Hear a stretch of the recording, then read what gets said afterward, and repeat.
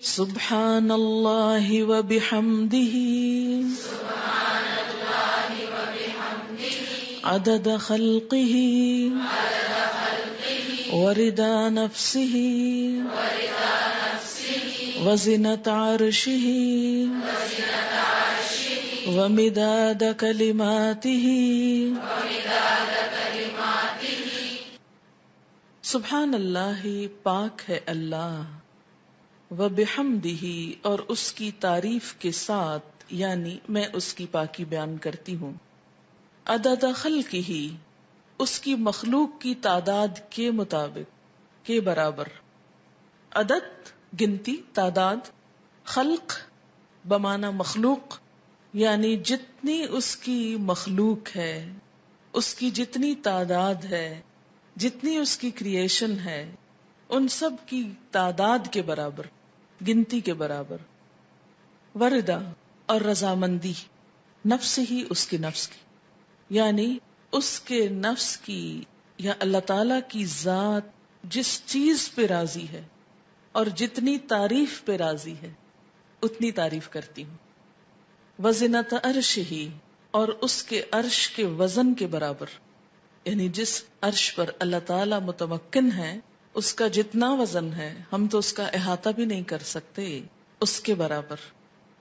ومداد، اور سیاہی، کلمات ہی، اس کے کلمات کے لکھنے کی. یعنی قرآن پاک میں آتا ہے کہ اگر سارے سمندر سیاہی بن جائیں اور اتنے ہی اور بھی، اور سارے درخت قلمیں بن جائیں اور اللہ کے کلمات، اس کی تعریف لکھی جانے لگے تو سارے سمندر خشک ہو جائیں، لیکن اللہ کی باتیں کبھی ختم نہ ہوں. تو اس لیے اس کے کلمات یا اس کی باتیں لکھنے کے لیے جتنی سیاہی چاہیے اس کے برابر. یہ مسنون تسبیح ہے اور بہت ہی خوبصورت. چند لفظ ہیں لیکن ایک بندہ مومن کے دل کے اندر اللہ تعالی کی محبت کے لیے، اس کی عظمت بیان کرنے کے لیے جو اس کے جذبات ہیں اس کی ایک عکاسی ہے.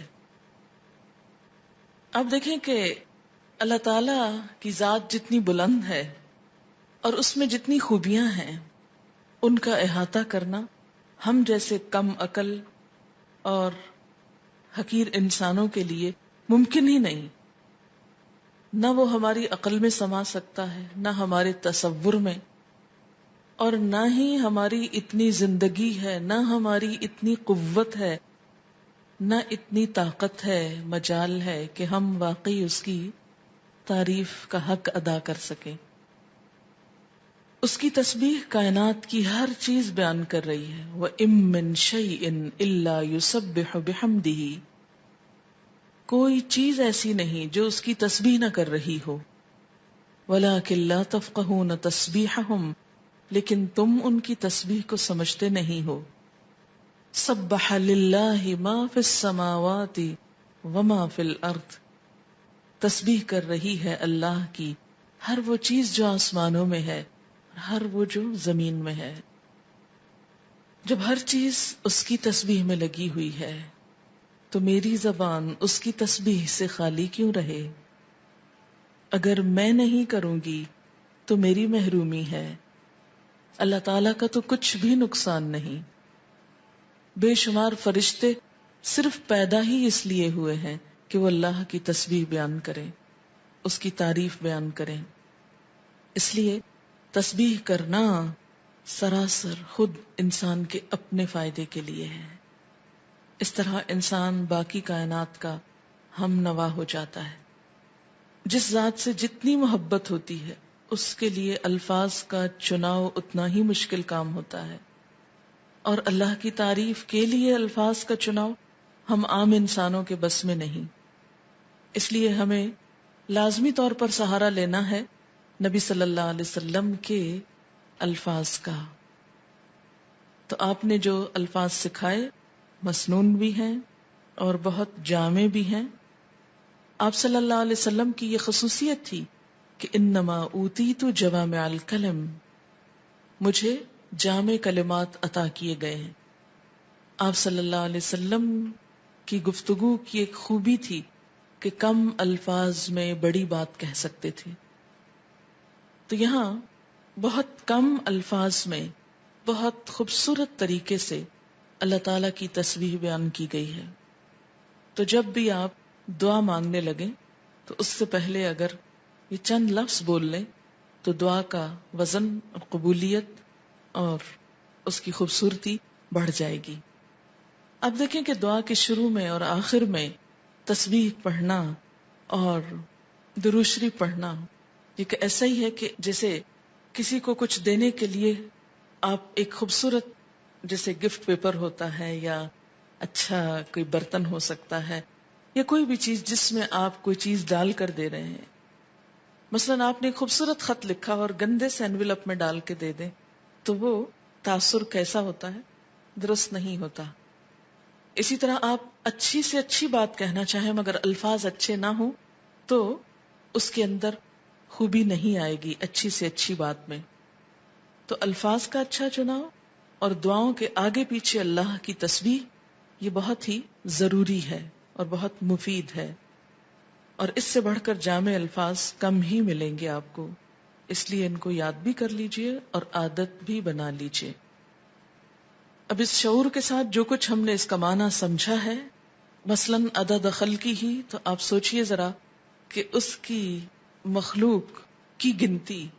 مثلاً کہا یہ جاتا ہے کہ آسمانوں پر جتنے ستارے ہیں اگر ان کو فرضی نام دے دیے جائیں، مثلاً ABCD، تو ان ناموں سے پکارنے میں یا ان کی صرف گنتی کرنے میں 400 ملین سال چاہیے، کیونکہ انسان نمبر ایک تو احاطہ ہی نہیں کر سکتا.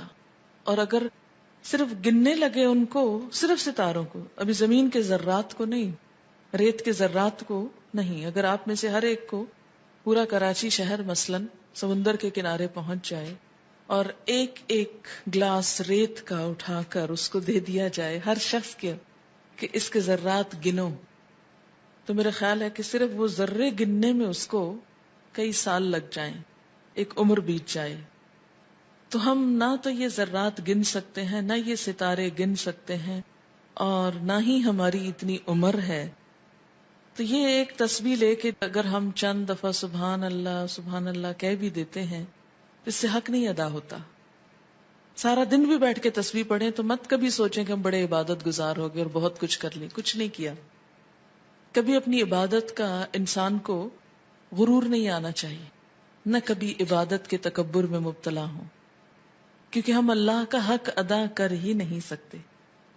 تو پھر جب انسان یہ کہتا ہے عدد خلق ہی، تو گویا وہ سب کچھ گنا گیا جو آپ ویسے نہیں گن سکتے.